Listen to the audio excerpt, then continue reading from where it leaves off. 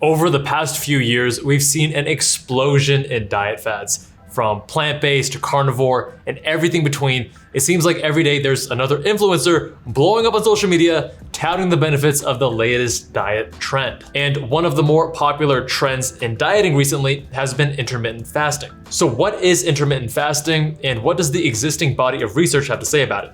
Let's talk about it. What's going on, guys? For those of you who are new here, my name is Kevin Jabal, physician entrepreneur based in Las Vegas, formerly in plastic surgery. This is the first episode of our new What I've Learned series. And in this series, I'm gonna be doing a deep dive on various topics in health, giving you my experiences and teaching you guys what I've learned along the way. In this first episode, we'll be covering intermittent fasting and time-restricted feeding. As many of you know, I've had inflammatory bowel disease, or IBD, for many years, not to be confused with IBS.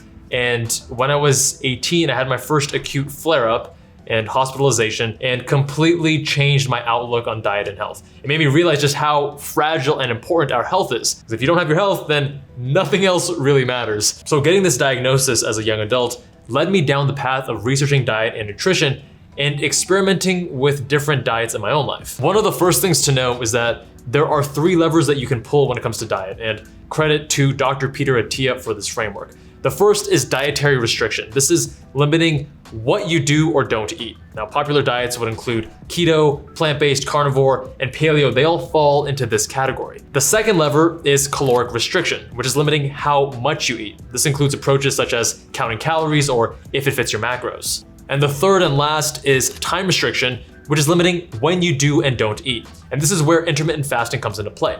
Now, the majority of what I was doing early on in my nutrition journey was dietary restriction, limiting the types of food that I did or did not eat. And I experimented with various personalized elimination diets, liquid-only diets, specific carbohydrate, plant-based, gluten-free, keto, everything, all for the sake of just optimizing my gut and my overall health. Now, naturally, my diet journey eventually led me to time restriction and intermittent fasting. It's been a few years now, and I've experimented heavily with both of them. And here's what I've learned. Although most people today have at least heard of intermittent fasting, it's somewhat of a misnomer, or at least the term is used incorrectly. When people refer to intermittent fasting, what they're often referring to is actually time-restricted feeding. Time-restricted feeding is where you limit the number of hours during which you eat each day to a designated feeding window. And the most popular feeding windows are 16-8, meaning that you fast for 16 hours of the day and you only eat during the remaining 8 hours, and then also 18-6. Now next, there's alternate day fasting. And this is also a misnomer because you aren't actually fasting every other day. Instead, alternate day fasting usually consists of alternating days where you eat whatever you want, which is called ad libitum eating,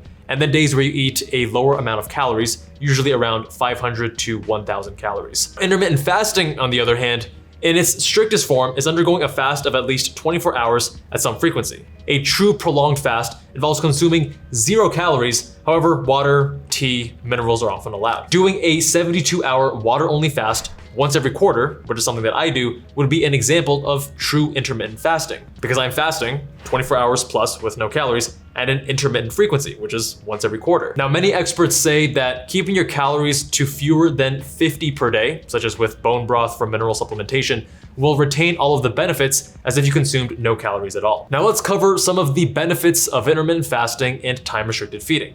First and foremost, there's weight loss. Obesity is a growing problem both in the US and abroad. About 4 in 10 adults in the US are obese, meaning they have a BMI greater than 30, and about 1 in 10 adults are severely obese, meaning they have a BMI of 40 or higher.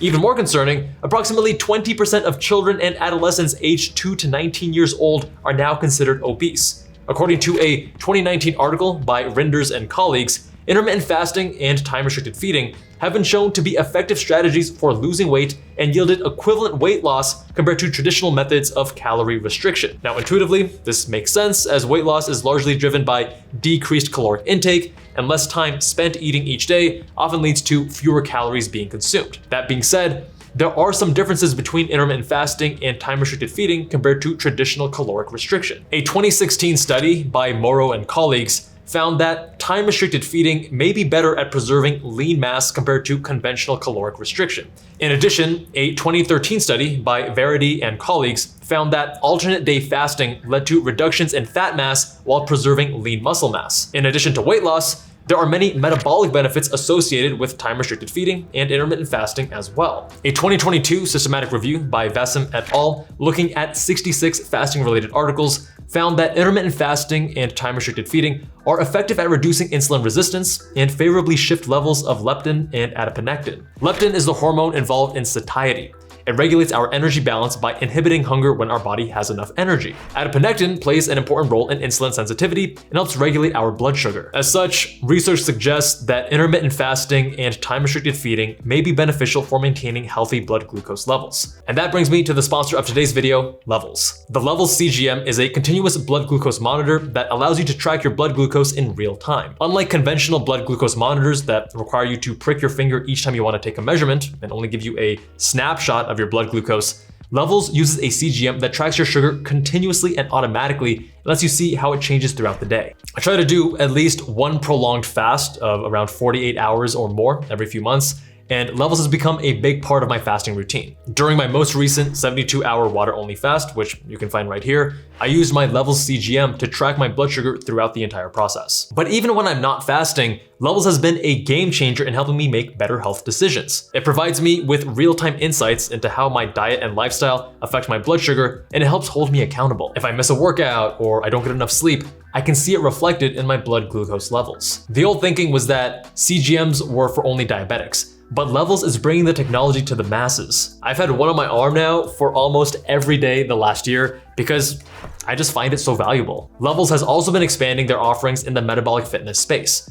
With their new on-demand blood testing, they will send a phlebotomist to your home and draw a metabolic health panel to evaluate things like cholesterol and insulin levels. Now, for someone like me who does have a genetic predisposition for high cholesterol, this is much more convenient than having to go to a lab for blood draws, and it lets me just more easily track and manage my health. Levels has been a long-time partner of this channel, and there's a reason I continue to use them to this day. To learn more about Levels, check the link here or down in the description. Another benefit you'll often hear come up is improvement in one's cognition. Although many people report short-term improvements to cognition and mental clarity with fasting, current research does not support this. According to a 2021 article by Gooden et al., intermittent fasting has not been shown to have any short-term benefits for cognition, and long-term studies in humans have not yet been conducted. An interesting area for future research to explore, however, is the long-term cognitive benefits of intermittent fasting and time-restricted feeding on obese individuals, as the weight loss and improvements in insulin sensitivity observed with both IF and TRF may have positive downstream effects on cognition. Now, in terms of neurologic health, intermittent fasting has been shown to be beneficial in patients with epilepsy, Alzheimer's disease, and multiple sclerosis in terms of symptom management and disease progression. In addition, a 2021 meta-analysis from Berthelot et al. Found that fasting interventions may have a positive effect on anxiety and depression. Lastly, intermittent fasting and time-restricted feeding force cells to cope with a lack of relatively continuous glucose source and engage in a coordinated adaptive stress response that leads to increased expression of antioxidant defenses, DNA repair, protein quality control, mitochondrial biogenesis, autophagy, and downregulation of inflammation. Given these effects, intermittent fasting and time-restricted feeding may have positive effects on aging and longevity. However, these benefits are not yet well established. While several studies have demonstrated benefits to the aging process in animals, the evidence is less clear-cut when it comes to human longevity and a healthy lifespan. After all, we haven't been able to research IF or TRF for decades among clinical subjects. Now, anecdotally, I've also noticed a handful of other benefits in my own life with time-restricted feeding and intermittent fasting. To start, I noticed that I spend much less time worrying about food or preparing food or eating food and so on and so forth. Eating feels like less of a chore, and I find myself with more time to spend on other things. Now, in addition, I have noticed some improvements with my IBD. TRF gives my digestive system a break, so it's not having to work all the time. I believe that this, in combination with some other dietary changes I've made over the last few years, like decreasing my dairy intake, has played a significant role in keeping my GI under control. Lastly, I found it rewarding to build the discipline of saying no to food and being mindful of the experience of hunger. Discipline breeds discipline, and I found that being disciplined with my diet helps me be more disciplined with other aspects of my life. Although there are many benefits to intermittent fasting and time-restricted feeding, there are some risks that you should be aware of as well. Perhaps the most obvious risk with any type of fasting is hypoglycemia or low blood sugar. A 2019 study by Beshia et al. Looked at hypoglycemia during Ramadan, a Muslim holiday where individuals fast from dawn until sunset for an entire month. They found that in some patients, intermittent fasting led to severe hypoglycemia secondary to reduced caloric intake. For this reason, if you have diabetes, you take insulin, or you have any other relevant pre-existing condition, it's important to monitor your blood sugar levels closely during any kind of fasting to avoid these adverse effects. In addition to hypoglycemia, some individuals report experiencing symptoms like headache, mental fog, digestive issues, sleep disturbances, and mood changes with fasting, all of which can be detrimental to performance. Another risk of intermittent fasting and time-restricted feeding is that it can lead to the loss of lean muscle mass. When you're in a caloric deficit, your body can burn fuel by either breaking down fat or muscle. So there are actually people who end up having a worse body composition after a year of doing IF or TRF, meaning they gained fat and lost muscle mass. The good news, however, is that research suggests that when you pair intermittent fasting with resistance training, you can maintain lean body mass while still promoting fat loss. For this reason, it's recommended that you incorporate some form of strength or resistance training into your exercise routine when you're doing any kind of fasting or time-restricted feeding. Given the decreased caloric intake associated with intermittent fasting, there are also certain groups of individuals that should refrain from diets focusing on time restriction. To start, children under the age of 18 generally should avoid intermittent fasting as they're actively growing and they need to take in enough calories and nutrients to develop. In addition, research regarding intermittent fasting in children and its long-term effects is limited.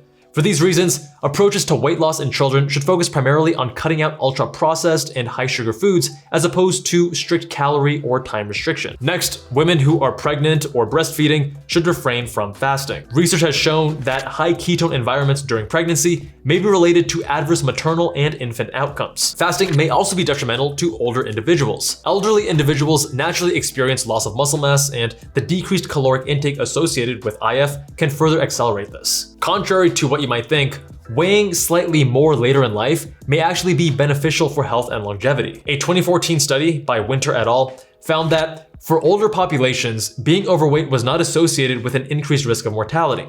However, there was an increased risk for those at the lower end of the BMI range. The reason is that it's better to have slightly more fat but also more muscle later in life than it is to have very little fat and very little muscle. If you don't have enough muscle, regular daily activities can become incredibly challenging and your risk of falling or injuring yourself becomes much greater. This is a particularly important consideration given that falls are the leading cause of death in individuals aged 65 and older, according to the CDC. As such, IF, TRF, and its associated weight loss are not recommended for elderly individuals. And lastly, individuals with histories of eating disorders should refrain from intermittent fasting. And that's because restricting your caloric intake to a designated feeding window with periods of fasting between has the potential to trigger disordered eating for those who have a history of eating disorders. Now, the question on everyone's mind, should you try intermittent fasting or time-restricted feeding? As with any dietary change, it's always best to consult with your physician, especially if you have a history of metabolic disease or you're gonna try something like multi-day fast where you have to worry about factors like electrolytes, minerals, things like that. Although I've noticed many positive benefits in my life with IF and TRF,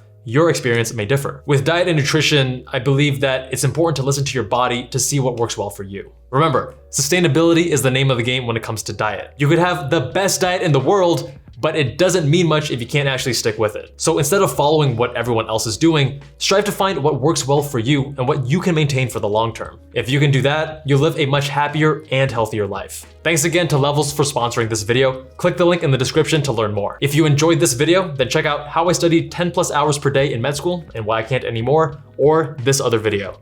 Much love, and I'll see you guys there.